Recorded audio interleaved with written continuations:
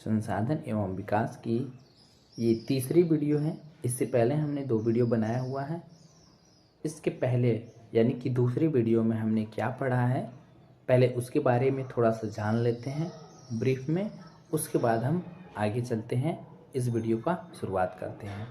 आइए आगे देखते हैं कि इसके पहले वीडियो में हमने क्या क्या सीखा था। इसके पहले यानी कि पार्ट 2 में हमने देखा था संसाधनों का विकास। संसाधनों का विकास के बारे में हमने कुछ जाना था। उसके बाद सतत पोषण विकास क्या होता है इसको देखा था। कुछ नोट पॉइंट थे जैसे कि रियो डी जेनेरो पृथ्वी सम्मेलन 1922, एजेंडा 21, ठीक है, इसके बारे में जाना था। और एजेंडा 21 से पहले कुछ क्या बात हुई थी इस संबंध में उसको जाना था। उसके बाद हमने जाना था संसाधन नियोजन क्या है, संसाधनों का संरक्षण कैसे करते हैं, ठीक है, संसाधन संरक्षण है क्या, भू संसाधन क्या है,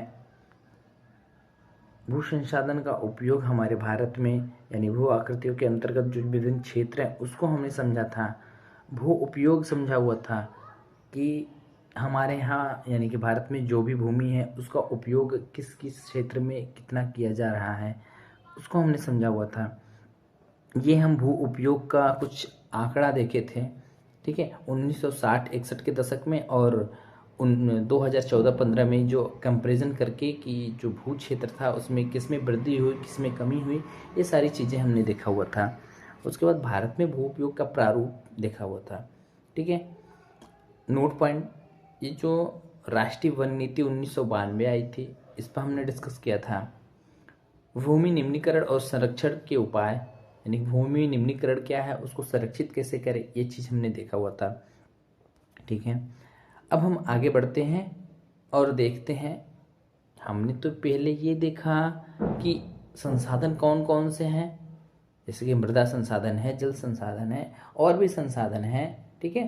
तो उनमें से एक संसाधन जो कि क्या है, मृदा संसाधन। मृदा संसाधन के बारे में हम डिस्कस करेंगे। किस संसाधन के बारे में, इस वीडियो में हमने मृदा संसाधन के बारे में डिस्कस करना है।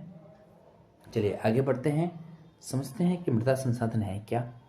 ये आप स्क्रीन पे देख पा रहे हैं क्या, मृदा संसाधन मिट्टी अथवा मृदा सबसे महत्वपूर्ण नवीकरण योग्य प्राकृतिक संसाधन है।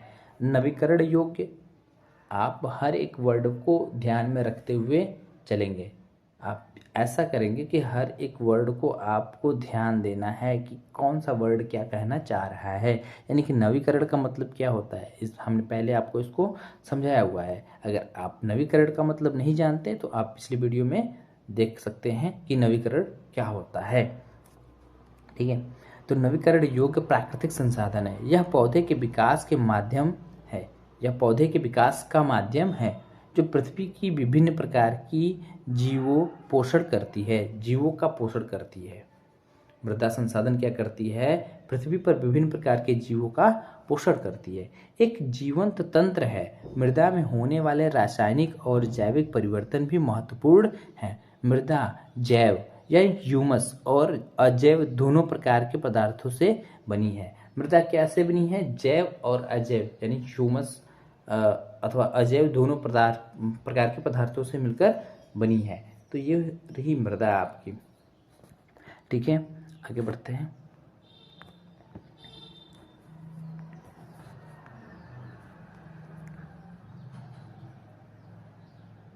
जैसे हमने देखा था संसाधनों का वर्गीकरण, ठीक है, कि संसाधन कौन कौन से हैं, उसी प्रकार क्या है, एक मृदा संसाधन है। मृदा संसाधनों का भी वर्गीकरण है कि किस क्षेत्र में किस प्रकार की मृदाएं होती हैं और उसमें किस प्रकार के फसल उगाए जाते हैं।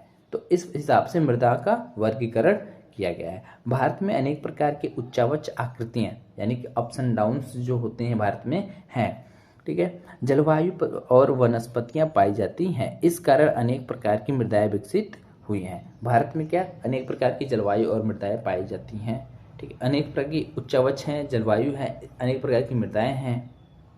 जैसा कि आप साउथ में देखेंगे कुछ अलग प्रकार की मृदा है, ईस्ट में देखेंगे अलग प्रकार की मृदा है। थोड़ा ना थोड़ा कुछ डिफरेंसेस होता है, यानी कि अगर माउंटेन रेंज में चले जाएं, जो पहाड़ी क्षेत्र है उधर की मृदा कुछ अलग है, राजस्थान क्षेत्र में चले जाए तो उधर की मृदा कुछ अलग है। तो ये जो मृदा है पूरे भारत में डिफरेंट डिफरेंट जगहों पे ठीक है अलग अलग मृदाएं होती हैं। तो उसका विस्तार कहाँ कितना है इसको हम आगे डिस्कस करेंगे कि कहाँ पर कितनी मृदाएं हैं, इधर की तरफ कितनी मृदा फैली है, कौन सी मृदा कहाँ पर फैली है, किस राज्य में फैली है। इस सारी चीज़ों को हम डिस्कस करेंगे आगे, जैसे कि मृदाओं का वर्गीकरण पढ़ते जाएंगे और हम डिस्कस करते जाएंगे। चलिए आगे बढ़ते हैं। मृदाओं के वर्गीकरण में सबसे पहला क्या है, जड़ोल मृदा। आप रैंकिंग डिफरेंस कर सकते हैं, कोई नहीं। यहाँ पे क्या है, पहला जड़ोल मृदा। अब जड़ोल मृदा के बारे में हम थोड़ा जान लेते हैं। यह मृदा विस्तृत रूप से फैली हुई है और यह देश की महत्वपूर्ण मृदा है।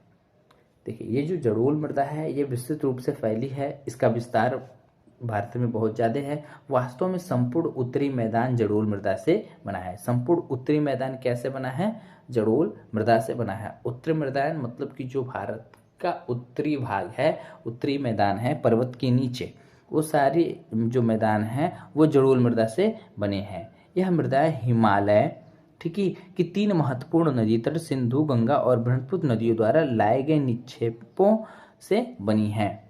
हमने अभी बताया आपको जो हिमालय पर्वत है उसकी, अगर हम हिमालय पर्वत के दक्षिण की भाग की बात करें और भारत के उत्तर की भाग, तो वो जो मैदानी क्षेत्र है वो बना है किससे, जड़ोल मृदा से बना है। और जड़ोल मृदा कैसे बना है, जो नदियों के द्वारा लाए गए निक्षेपों हैं उनके द्वारा ये बना हुआ है।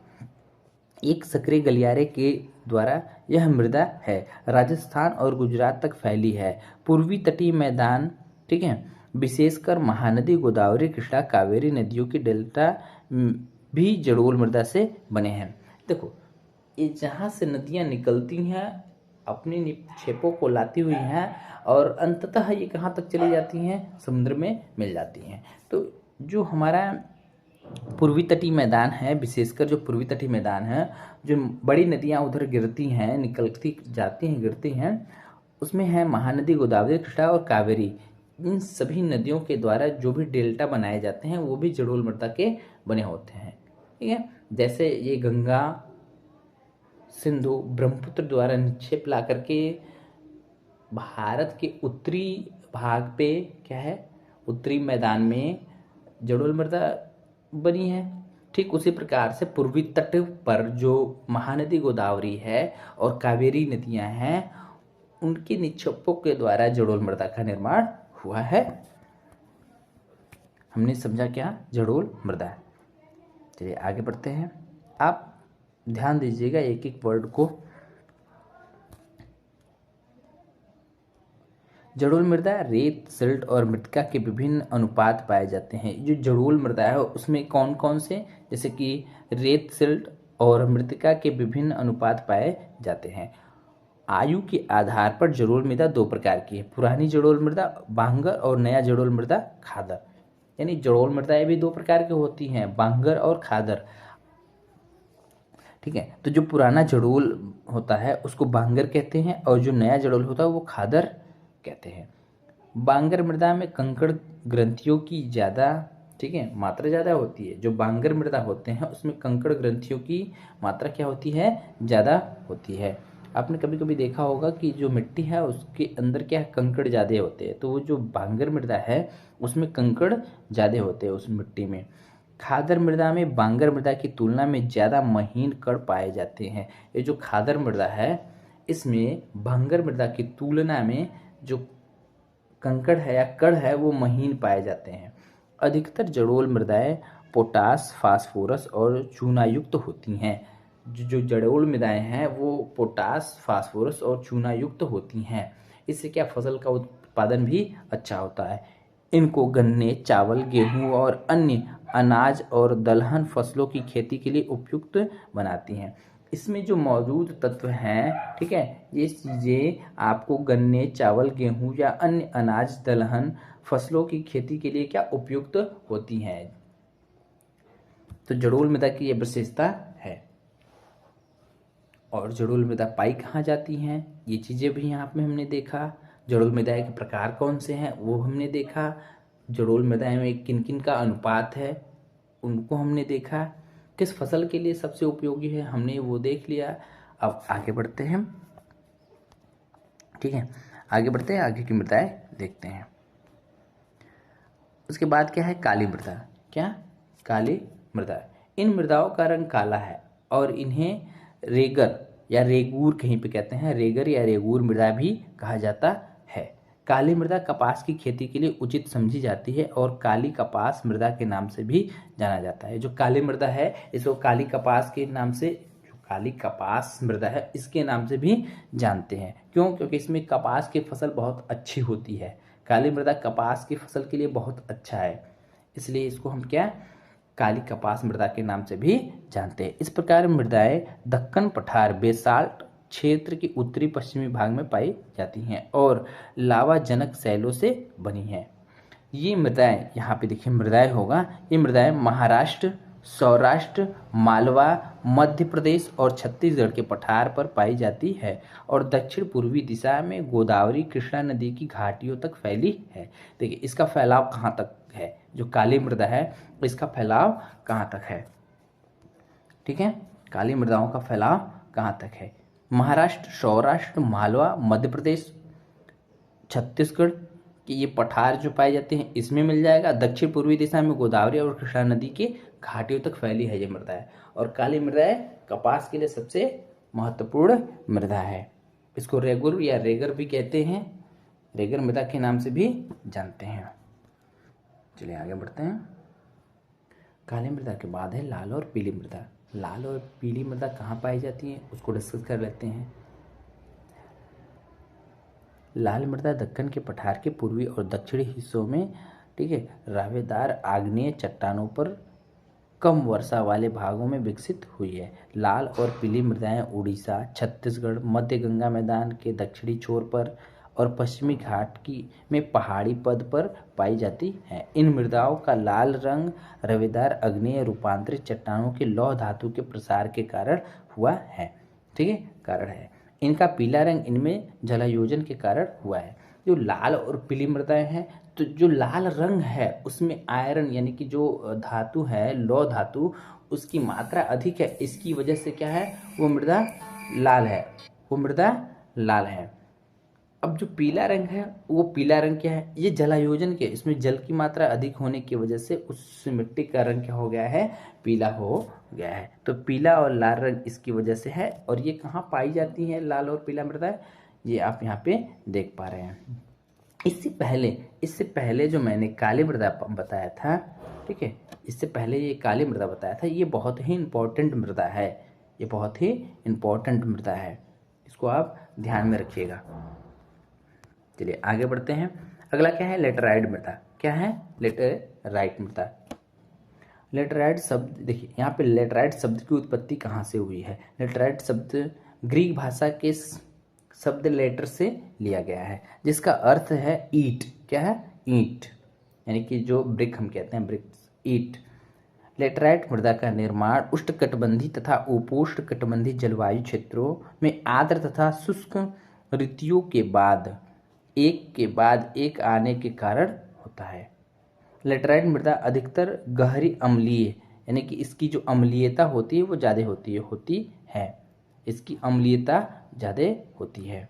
इनमें सामान्यतः पोषक तत्वों की कमी होती है। जो लेटराइट मृदा होती है इसमें सामान्यतः पोषक तत्वों की कमी होती है। जहाँ इस मिट्टी में पर्णपाती और सदाबहार वन मिलते हैं वहाँ इसमें ह्यूमस पर्याप्त मात्रा में पाया जाता है। यानी इस मिट्टी में जहाँ पे पर्णपाती और सदाबहार वन मिलते हैं उसमें ह्यूमस जो कि पर्याप्त मात्रा में पाया जाता है। तमिलनाडु, आंध्र प्रदेश और केरल की लाल लेटराइट मृदाएं काजू की फसल के लिए अधिक उपयुक्त हैं।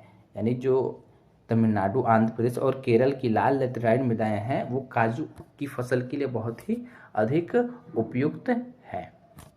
तो ये रहा लेटराइट मृदा। अभी आगे बढ़ते हैं, देखते हैं अगला क्या है, मरुस्थली मृदा। क्या है, मरुस्थली। आप मरुस्थल का मतलब तो सभी समझते होंगे, ठीक है, डेजर्ट, जो डेजर्ट होता है मरुस्थल कहते हैं उसको। तो मरुस्थली मृदाएं क्या है, मरुस्थली मृदाओं का रंग लाल और भूरा होता है। जो मरुस्थलीय मृदा है उसके रंग क्या होते हैं, लाल और भूरे होते हैं। यह मृदाएं आमतौर पर रेतीली और लवड़ी होती है। कुछ क्षेत्रों में नमक की मात्रा इतनी अधिक है कि झीलों से जल वाष्पीकृत करके खाने का नमक भी बनाया जाता है। यानी इस मृदाओं में कहीं कहीं पे कुछ ऐसी इतनी अधिक मात्रा है कि झीलों के जल से वाष्पीकृत करके क्या हम खाने का नमक भी बना लेते हैं। मृदा की सतह के नीचे कैल्शियम की मात्रा बढ़ती चली जाती है। जो मृदा है उसकी सतह के नीचे कैल्शियम की मात्रा बढ़ती चली जाती है और नीचे की परतों में चूने के कंकड़ की सतह पाई जाती है। जो नीचे के परत होते हैं इस मिट्टी के, यानी मरुस्थलीय मिट्टी के नीचे के परत जो होते हैं उसके नीचे चूने या कंकड़ की सतह पाई जाती है। इसके कारण मृदा में, यहाँ मृदा होगा, मृदा में जल अंतः स्पंदन अवरुद्ध हो जाता है और इस मृदा को सही तरीके से सिंचित करके कृषि योग्य बनाया जा सकता है, जैसा कि पश्चिमी राजस्थान में हो रहा है। देखो, अंतः स्पंदन अवरुद्ध हो जाता है। अंतः स्पंदन का मतलब क्या है, यानी कि जो अंदर जल को ग्रहण करने की क्षमता है वो रुक जाती है। वो लेयर बनने की वजह से, कैल्शियम की लेयर बनने की वजह से वो रुक जाती है। इसकी वजह से यहाँ ज़्यादा उपयुक्त भूमि नहीं रहती। इसको उपयुक्त कृषि योग्य भूमि बनाया जा सकता है अच्छे से इसको तैयार करके, इसको कृषि योग्य भूमि हम बना सकते हैं मरुस्थलीय मृदा को। चलिए आगे बढ़ते हैं। अगला क्या है, वन मृदा। क्या है ये, वन मृदा। यह मृदाएं आमतौर पर पहाड़ी और पर्वतीय क्षेत्रों में पाई जाती हैं जहां पर्याप्त वर्षावन उपलब्ध है। नदी घाटियों में यह मृदाएं दोमट और सिल्टदार होती हैं, परंतु ऊपरी ढलानों, ठीक है, पर इनका गठन मोटे कड़ों का होता है। जानते हैं जो पर्वतीय होते हैं वो पर्वतीय मृदा मोटे कड़ होते हैं उसमें, क्योंकि जो महीन कड़ है धीरे धीरे वो क्या नीचे की तरफ यानी मैदानी क्षेत्र की तरफ चली जाती हैं। हिमालय के हिमाच्छादित क्षेत्रों में इन मृदाओं का बहुत अपरदन होता है और ये, ठीक है, अधिशिलिक, एस्टिक तथा ह्यूमस रहित होती है। ये एस्टिक या तो ह्यूमस रहित होती है, इसमें ह्यूमस नहीं रह जाते हैं। सारे ह्यूमस क्या वो मैदानी क्षेत्र में चले जाते हैं तो ह्यूमस नहीं रह जाते हैं, तो इसकी जो उपजाऊ क्षमता है वो, उसकी उत्पादन क्षमता कम हो जाती है। वन मृदा इसे कहते हैं। तो यहाँ तक हमने समझा मृदा का वर्गीकरण यानी कौन कौन सी मृदाएं हैं। मृदा संसाधन का वर्गीकरण आपको मैं दिखा देता हूँ, ठीक है। मृदाओं का वर्गीकरण में हमने तो पहले तो मृदा संसाधन के बाद मृदाओं का वर्गीकरण। मृदाओं के वर्गीकरण में सबसे पहले जड़ोल मृदा, उसके बाद क्या है काली मृदा के बाद लाल और पीली मृदा के बाद लैटराइड के बाद मरुस्थलीय के बाद वन मृदा। अब उसके बाद हम देखेंगे मृदा अपरदन और संरक्षण। अब आपके मन में आ रहा होगा कि ये अपरदन क्या चीज़ होती है। कुछ लोग तो जानते होंगे कि अपरदन क्या होता है, ठीक है, कुछ लोग नहीं जानते हैं अपरदन क्या होता है। और उसका हम संरक्षण का मतलब तो सभी समझते होंगे। मैं ऐसा करता हूँ संरक्षण का मतलब आप सभी समझते होंगे, बट अपरदन का कुछ लोग नहीं समझते होंगे। तो अपरदन हम अभी समझा देते हैं आपको आगे। पहले थोड़ा सा हम पढ़ लेते हैं यहाँ पर। मृदा अपरदन और संरक्षण। मृदा के कटाव और उसके बहाव की प्रक्रिया को अपरदन कहा जाता है। जब मृदा की कटाव होती है और मिट्टी बह करके एक जगह से दूसरी जगह तक जाती है या किसी और माध्यम से जाती है तो उसको क्या बोलते हैं, मृदा का कटाव या मृदा अपरदन बोलते हैं। मृदा के बनने और अपरदन की प्रक्रिया आमतौर पर साथ साथ चलती है। मृदा के बनने और अपरदन की प्रक्रिया आमतौर पर साथ साथ चलती है।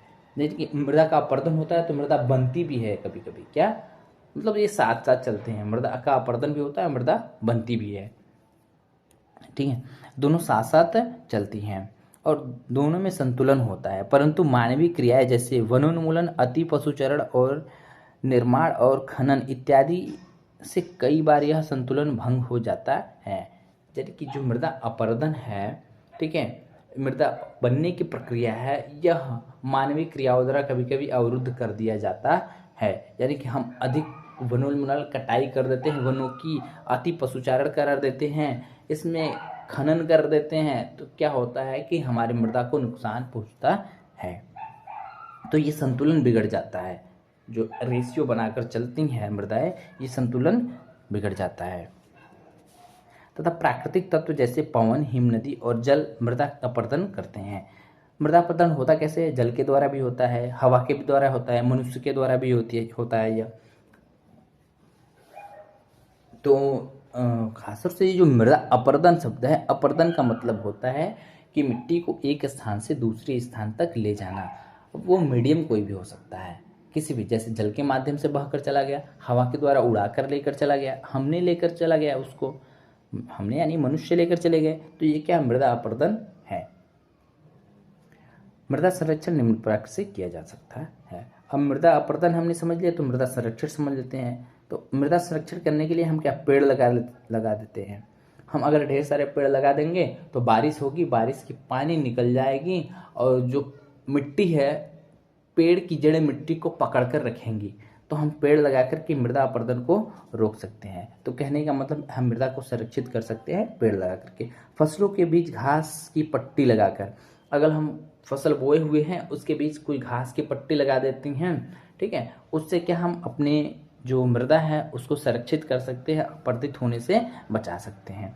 सीढ़ीदार खेती द्वारा, जो सीढ़ीदार, आपने देखा होगा पूर्वोत्तर राज्यों में सीढ़ीदार खेती होती है, तो वहाँ पे क्या हम सीढ़ीदार खेती द्वारा भी मृदा अपरदन को रोक सकते हैं, मृदा संरक्षण कर सकते हैं, सीढ़ीदार खेती अपना करके। अब आपकी स्क्रीन पे जो चित्र देख पा रहा है, यहाँ पे आप देख रहे हैं एक जल फ्लो हो रहा है, यानी कि पानी बह रही है। पानी बह रही है तो मान लीजिए खेत से पानी गई तो अपने साथ साथ जो खेत के दोनों तरफ है उससे मिट्टी भी काटती हुई चली जा रही है, यहाँ की मिट्टी को बहाकर कहीं और लेकर चली जा रही है। तो इस क्या है, मृदा अपरदन का एक उदाहरण है। मृदा अपरदन का उदाहरण है कि पानी के द्वारा मृदाओं को बहाकर ले जाया जा रहा है। आप देख सकते हैं कि इधर पानी के द्वारा, ठीक है, मृदा को बहा करके ले जाया जा रहा है। तो ये मृदा अपरदन का एक एग्जाम्पल है। ऐसे ही डेजर्ट में होता है, रेगिस्तानों में हवाओं के द्वारा उठा करके एक स्थान से दूसरे स्थान तक मृदाएं ले जाए जाती हैं। तो ये मृदा अपरदन के उदाहरण हैं। यहाँ तक हमारा संसाधन एवं विकास यानी जियोग्राफी का लेसन 1 कंप्लीट होता है। ज्योग्राफी क्लास 10 ज्योग्राफी का लेसन 1 संसाधन एवं विकास कंप्लीट होता है। इसके बाद कुछ इसके डिस्कशन बिंदु पॉइंट रह जाते हैं, जो हैं मैप और क्वेश्चन आंसर, यानी कि इसका एक्सरसाइज, इस लेसन का एक्सरसाइज और मैप। भूगोल बिना मानचित्र कार्य के अधूरा है। जो भूगोल विषय है बिना मानचित्र कार्य के अधूरा समझा जाता है। तो हम नेक्स्ट वीडियो में मानचित्र संबंधी कुछ डिस्कशन करेंगे, मानचित्र आपको समझाएंगे कि इस चैप्टर से, इस लेसन से संबंधित क्या मानचित्र हो सकता है, और साथ ही साथ जो इस लेसन के एक्सरसाइज के क्वेश्चंस हैं उसको डिस्कस करेंगे। वीडियो में लास्ट तक बने रहने के लिए आपका बहुत बहुत धन्यवाद। अगर वीडियो अच्छी लगी हो, उपयोगी लगी हो, तो आप वीडियो को लाइक और शेयर अवश्य करें। साथ ही साथ अगर आपने चैनल को सब्सक्राइब नहीं किया है तो कृपया सब्सक्राइब कर दें। Thank you class. अब हम मिलते हैं अपनी नेक्स्ट वीडियो में आगे की टॉपिक को लेकर के।